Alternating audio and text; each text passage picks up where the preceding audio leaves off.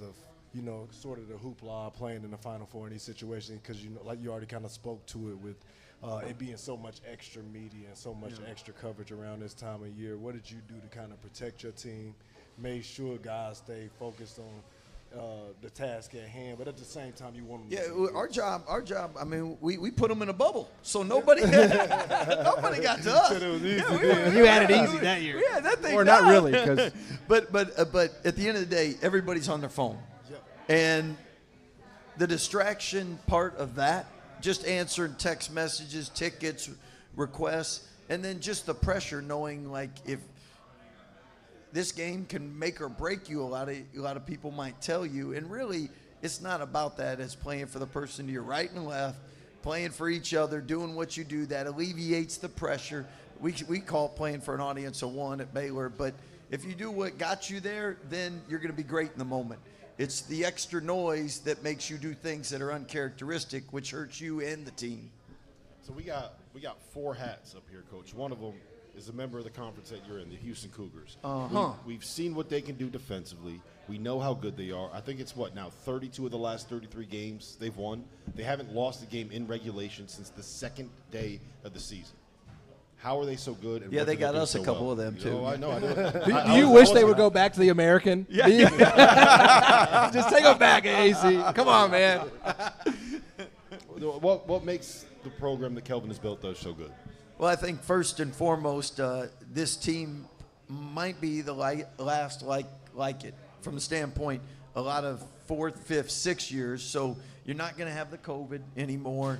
And with that, with the transfer portal the way it is, I don't know if you'll ever coach anybody for 5 or 6 years ever again. And so with that, clearly this is their culture, and defensively, you can't turn it over. And in the ball screen defense, the post defense, when you cross half court, that's what they make you do. So, but talent that's been together and has the experience, you might not see that ever again. You mentioned the ball screen defense. Just can you elaborate a little bit on what makes the way that they play it unique? Yeah, that ball screen defense, they get you in there, they foul you, and then they get the ball. But it's really aggressive, and because the guys have played in it for so long, they know the rotations, and we call them self-inflicted wounds. I mean, they don't make mental mistakes. When you've been in the system and done it for 4, 5, 6 years. Now they got Milos, who's new, but most of us, you have a bunch of new guys and one guy that might have been there 2 or 3 years now. So that experience is huge. And with Duke, I mean, Duke, they beat us, and obviously they're really good. The one thing Houston has on their side, they've played a lot of close games. Yep. And you look at Duke, they have not. So a close game, as a head coach, you want to know that last play or two, what you're doing. They have the experience in that, and the players know exactly what they're doing. Where, I mean, Duke, they usually know what they're doing. They've subbed in everybody at that point. Yep. Let's talk about Duke, because obviously you guys had a lead, 24-23. I mean, it looked like it was going to be a game that, you know, could go down to the wire. And I think Duke was able to do what they've done, and they've created separation. Like, how do they do it? Like, they create so much separation, even in a game that looked close. They did it against Louisville. Like, what gives them the ability to create separation the way they do? Well, I think first and foremost in our game, Norchad Omier picked up his 3rd foul. That hurt. With us losing Josh Ojawuna, when you have one big and then you got your other big with 3 fouls in the first half, not a recipe for success. And then that's when that 17-point deficit occurred. But how that happened is Duke does a great job putting pressure on the rim, and they have so many offensive weapons. They put you where you are in foul situations. And the great thing about them, if you're coaching that team, they get stops on the defensive end with their size and length, and they're a lot more physical than people think. I mean, everybody knows Houston's physicality. Coach Shire's done a great job with Duke. They are really a physical team, a long team. And they get a lot of easy baskets because of that defensive end.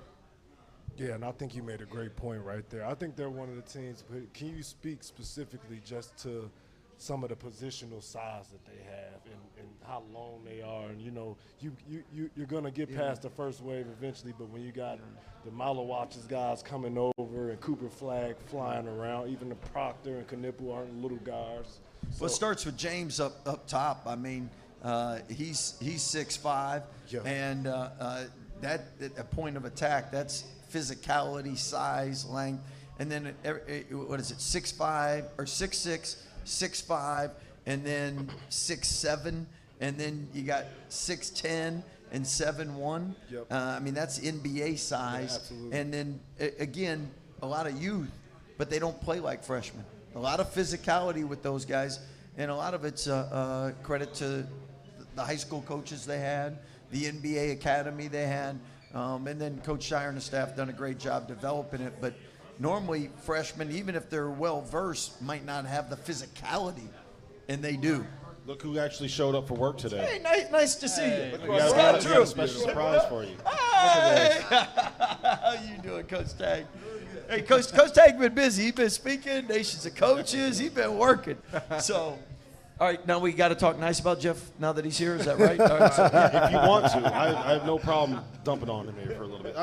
So the year that you won the title, I love the way that roster was built because you were top 5 nationally in 3 things: defensive turnover rate, offensive rebounding rate, and 3-point shooting.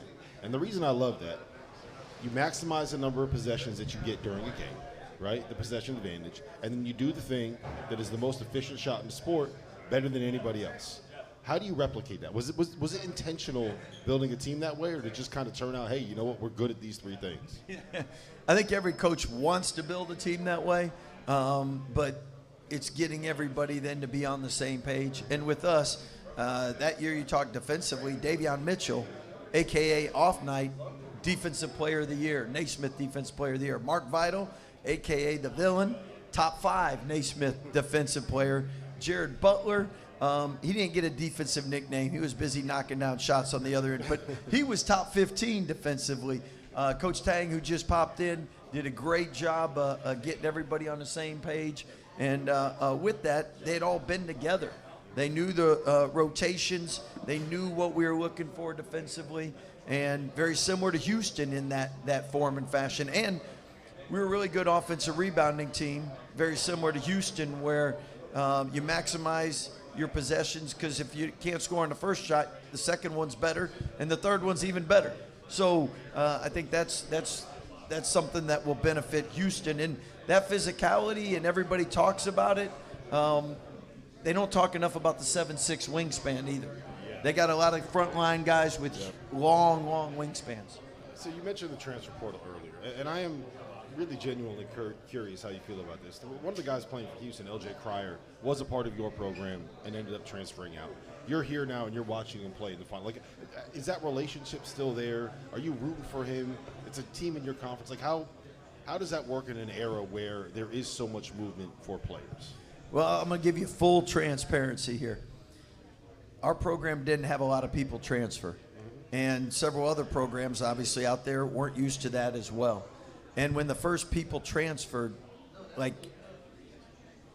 I even know Coach Sampson same way. If someone leaves their program as a coach, the first thing you do is you feel like, what did I do wrong? What could I have done better? And it hurts. Take it kind of personally. Yeah, and that's just because you care. Yeah. And it's and I'm just saying, like, that was really hard. And now as more and more people have transferred, you get more and more used to it. You know, it's not a personal thing. Right. And in some cases, it's not even the players. It could be anybody else that influences them. Absolutely. So you get used to it more. So it's and you know what? Your program's not blamed for losing a guy anymore. It's just the way of the world and how things go. But I'm just telling you, like, you got Auburn up there. I remember we got Davion Mitchell. I know that hurt Coach Pearl because, again, Davion was a great player, but as a coach, you want your guys to come to you, like it, have success, graduate. And so now with the portal, everybody's more used to it. So you take LJ, for instance. I mean, me and him used to go to Chick-fil-A all the time. Now I go by myself. So anyway, but LJ's somebody that I hope he has a lot of success, love his family, and he could be one of the first modern or the only guy to win two national championships Wow. from different teams. But reality is just like a relationship. Girlfriend breaks up with you, it ain't easy.